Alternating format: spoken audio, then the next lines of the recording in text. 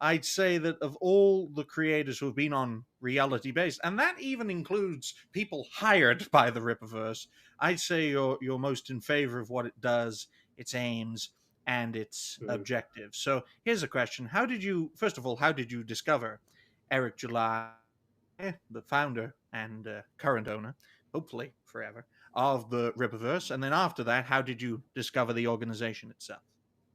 Well, I stumbled onto Air July around 2019, 2020, back when he was at about 75K subscribers, Oh. and I kind of just liked his comic takes. I was there mostly for his socio-political takes, but I also Mhm. liked his comic takes and I liked his gaming takes to some extent. We kind of grew up in the same type of era when it came to gaming and arcades and stuff like that. So I stuck around for pretty much any type of content he would put out, and he was always talking about this whole thing where he was coming together with the Riververse and all of that stuff, and talking about how he wanted to create his own because he got sick of the mainstream, and I wanted to see what it was all about. So, and the biggest thing was like with a lot of Mhm. creators, I don't like super chat a lot with a Mhm. lot of the creators I like, but what I try to do is I try to put more towards what projects they're working on.